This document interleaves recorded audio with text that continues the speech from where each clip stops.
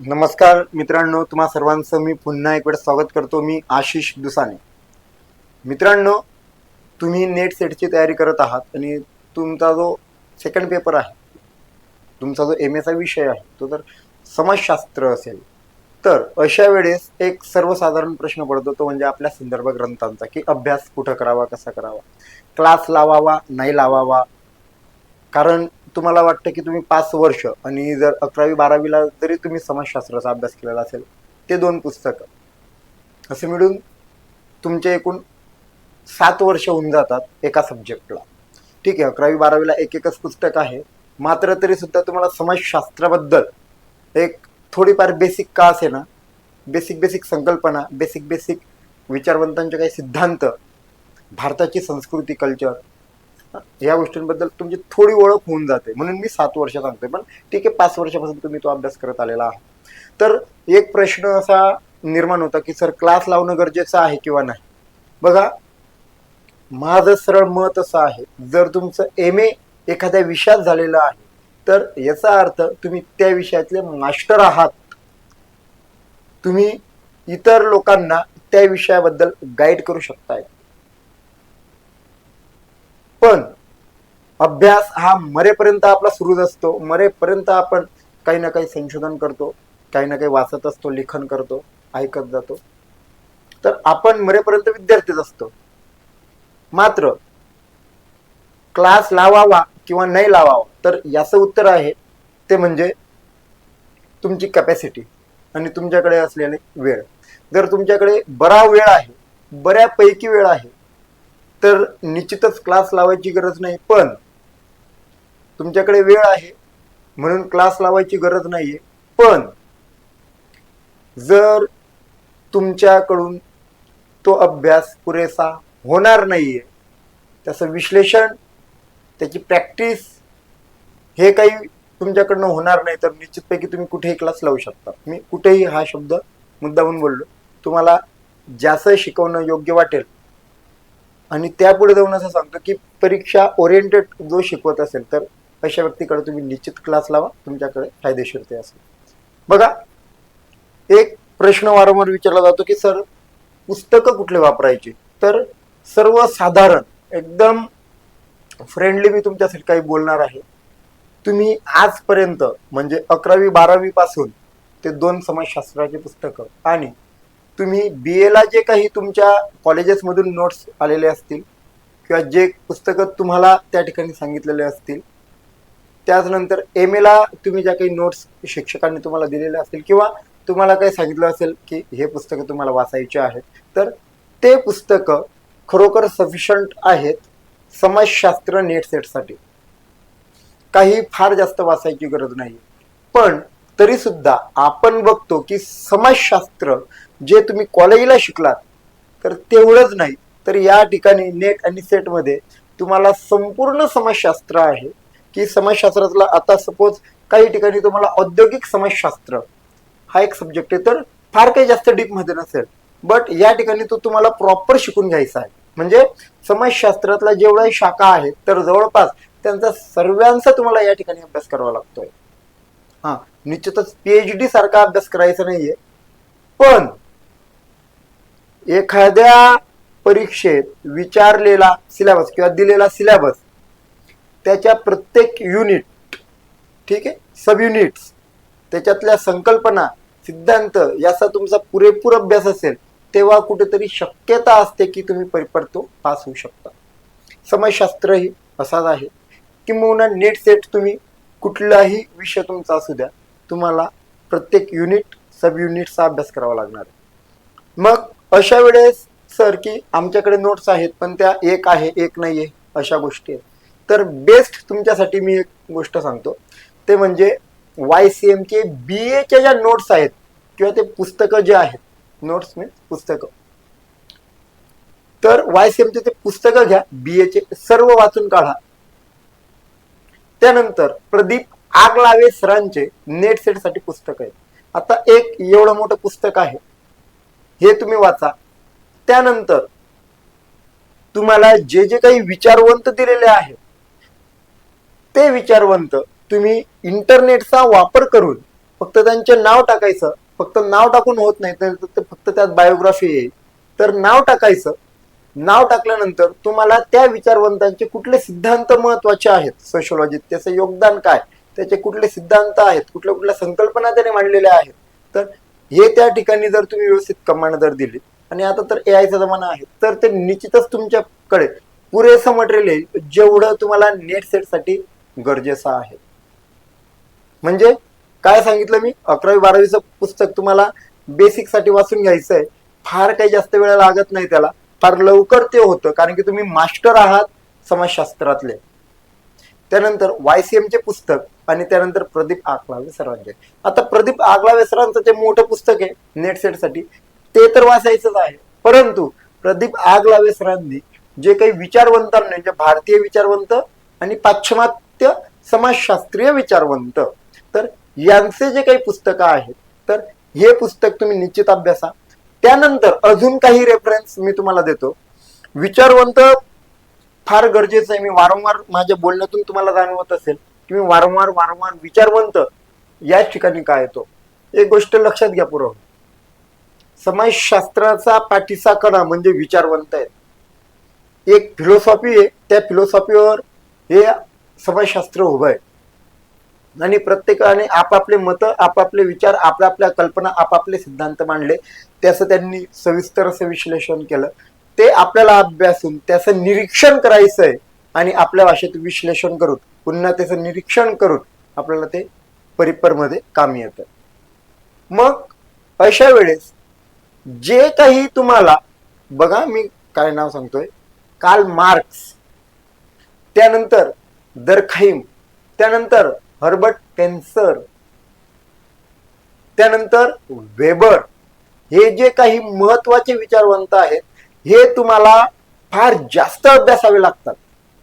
कारण तुम्हाला भारतीय विचारवंत जे आहेत, तर भारतीय विचारवंतांनी सुद्धा जे काही विश्लेषण केलं, जे काही सिद्धांत मांडल्या, कल्पना मांडल्या, मत मांडले, ते सुद्धा ह्याच लोकांच्या अभ्यासावर मांडलेले आहेत. म्हणजे जोपर्यंत तुम्ही हे पाश्चात्य विचारवंत समजून घेत नाही, तोपर्यंत हे भारतीय समाजशास्त्र, म्हणजे इरावती कर्वे असेल किंवा जस घुरे वगैरे असतील ना, तर हे विचारवंत तोपर्यंत नाही कळत जोपर्यंत आपल्याला हे विचारवंत नाही कळत. कारण की भारतीय विचारवंतांनी ह्याच विचारवंतांचा अभ्यास करून कोणाला तरी एकाला फॉलो केलेलं असतंय, आणि मग त्यांनी ते विचार मांडलेले आहेत. त्यामुळे तुम्हाला पाश्चिमात्य विचारवंत व्यवस्थित समजून घेऊन मग भारतीय विचारवंतांचा अभ्यास करावा लागतो. म्हणून इंटरनेटवर तुम्ही ह्या गोष्टी तर मिळवू शकतात, परंतु निश्चितच भरपूर वेळेस असं होतं की आपण अभ्यास करतो, पेपर देतो, पण रिझल्ट येत नाहीये. त्याचं कारण आहे की तुम्ही योग्य ते काही वाचलेलं नसतंय, किंवा वाचलेलं विसरून जातात, कुठेतरी तुमचा कॉन्फिडन्स लो होतो, किंवा थोड्याफार मार्कांनी राहतात. पण मोस्ट ऑफ विद्यार्थी, आणि खास करून नेट सेट या फील्ड मधले जे ऑलरेडी MA झालेले आहेत, तरी सुद्धा आपले मार्क्स येत नाहीत. माझे एक मित्र आहेत, ठीक आहे, विषय समाजशास्त्र नव्हता, पण तरी भरपूर वेळेस त्यांनी नेट सेट परीक्षा पास दिली, आणि कदाचित अजूनही ते क्वालिफाय नाही. बरं, अभ्यास करतात, तर नेमका प्रॉब्लेम काय येतो, असे भरपूर तुमच्या बघण्यातही ऐकण्यातही लोक असतील की नेट सेट पण पास होत नाहीये.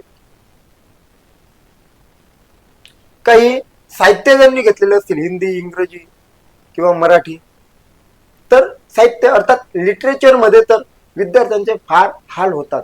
मात्र जर तुम्ही व्यवस्थित प्रश्नपत्रिकांचे विश्लेषण करून जो काही अभ्यासक्रम दिलेला आहे, त्यातले घटक, उपघटकांचे उपघटक, हे जर व्यवस्थित जर तुम्ही बघितले, आणि तो घटक झाल्यानंतर ज्या काही तुमच्या 10-20 प्रश्नपत्रिका नेट आणि सेटच्या आहेत, तर याचं विश्लेषण जर व्यवस्थित केलं की एक युनिट घेतला, त्याच्यातला सब युनिट म्हणजे एक घटक, त्याच्यातले जेवढेही काही घटक उपघटक आहेत, तर त्याचं जर सविस्तर विश्लेषण जर केलं, आणि मग तुम्हाला कळतं की काय वाचायचंय, काय नाहीये, काय येऊ शकतं, काय येणार नाही, आणि मग मित्र हो, तुम्हाला निश्चितच जो काही रिझल्ट येतो तो अपेक्षेप्रमाणेच येतो, हे मी ठामपणे सांगू शकतोय.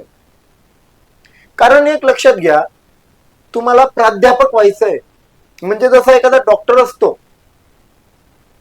तो त्याच्या फील्ड मधला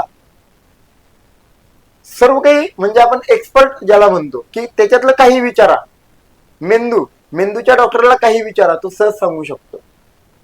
सहज त्याचे बारीक बारीक पार्टचे नाव म्हणजे सगळंच काहीतरी सांगू शकतो. तर तसा आपला अभ्यास असावा आपल्या आपल्या विषयात की त्याबद्दल एक. आता सपोज मी तुम्हाला विचारलं दरखामच्या आत्महत्येचे सिद्धांत, 4 सिद्धांत तोंडी पाठ पाहिजे. फक्त पाठांतर करून नको, ती संकल्पना तुम्हाला समजलेली पाहिजे. दरखामचा चला आत्महत्येचा एखादा तुम्ही सिद्धांत सांगितला, हा सिद्धांत सांगितल्यानंतर समाजात ज्या काही आत्महत्या घडत आहेत तर ती आत्महत्या नेमक्या कोणत्या 4 प्रकारांपैकी एक प्रकारात येते, तर हे आपण बघितलं पाहिजे. आता अनेक आंदोलन होतात, अनेक आंदोलनांमध्ये अनेक कार्यकर्ते बळी पडतात. ठीक आहे, नेते त्याचे मुलं बळी पडत नाही, आपण कार्यकर्ते चटया उचला आपण बळी पडतो.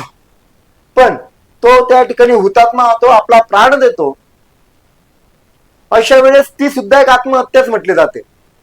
मग ही आत्महत्या नेमके जे 4 प्रकार आहेत त्या व्यतिरिक्त कुठे जाणार नाही. मग या 4 प्रकारांमध्ये नेमकं कुठल्या प्रकारात ही आत्महत्या आपल्याला टाकायची आहे, कुठल्या प्रकारची आत्महत्या, हे तुम्हाला लगेच सहज सांगता आलं पाहिजे.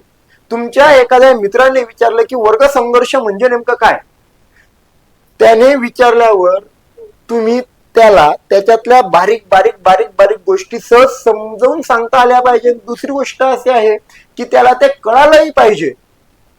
त्याला कळतंय याचा अर्थ असा आहे की तुम्हाला त्या विषयाचं सविस्तर आणि व्यवस्थितपणे विश्लेषण करता येतंय. तुम्हाला सविस्तर आणि व्यवस्थित विश्लेषण करता येतंय याचा अर्थ असा आहे की तुम्ही तो विषय चांगला अभ्यासलेला आहे आणि तुम्हाला तो चांगला समजला आहे. तुम्ही चित्रपट बघायला गेल्यानंतर एखाद्या चित्रपटाची स्टोरी तुम्ही 3 तासाच्या चित्रपटातली स्टोरी 9 तास 10 तास काही महिन्यावर सांगत असताय का, कारण की तुम्ही तेवढ्या मनाने तो चित्रपट बघितलेला आणि तुम्हाला तो कळालेला आहे. त्याच्यातल्या प्रत्येक बारीक बारीक खुणा त्याचे अर्थ तुम्हाला कळालेले. तसाच हा अभ्यास आहे. म्हणून संदर्भ ज्या वेळेस आपण अभ्यासाचे वापरू त्यावेळेस ते निश्चितच क्वालिटीचे असले पाहिजे, योग्य तेच असले पाहिजे. इग्नूचे काही पुस्तकं आहेत, जर तुमची इंग्रजी चांगली असेल तर बिंदास पैकी इग्नू या युनिव्हर्सिटीचे बुक्स जसं YCMचे अवेलेबल आहेत इंटरनेटवर, तसंच इग्नूचे काही बुक्स आहेत. क्वालिटी मटेरियल आहे, फक्त इंग्रजी मधून आहे, दुसरं काहीच नाही.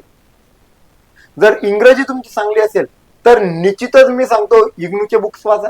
जर तुमची मराठीतून परीक्षा द्यायची असेल, मराठीतून तुमची तयारी असेल तर YCMचे पुस्तकं वाचावेच लागणार. कारण होतं काय, आपण MA झालोय, डिग्री तर मिळाली आहे पण त्या विषयातलं आपल्याला काहीच माहित नाही असे विद्यार्थी आहेत.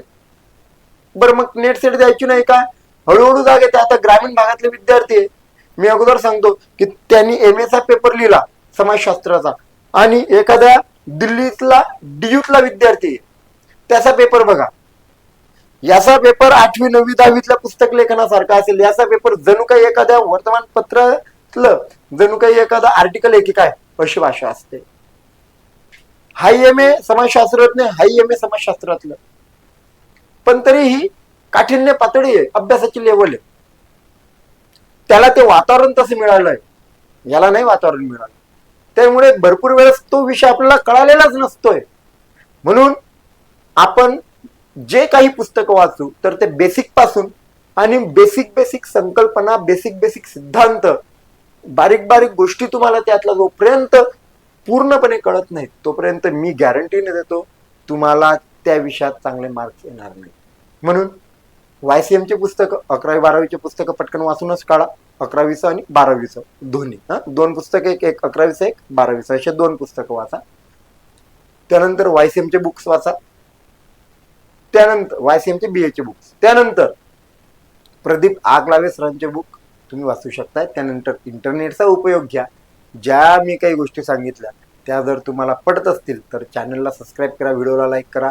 आणि अजून तुम्हाला या विषयात कसली माहिती हवी तर आम्हाला निश्चितच सांगा. आपली समाजशास्त्राची बॅचही आता लवकरच आपण सुरू करणार आहोत, त्यामुळे तुम्ही चॅनल सबस्क्राईब करून ठेवा. यूट्यूबवर ह्या सर्व गोष्टी तुम्हाला या ठिकाणी प्रोव्हाइड होणार आहेत, त्यामुळे चॅनल सबस्क्राईब करून ठेवा. धन्यवाद.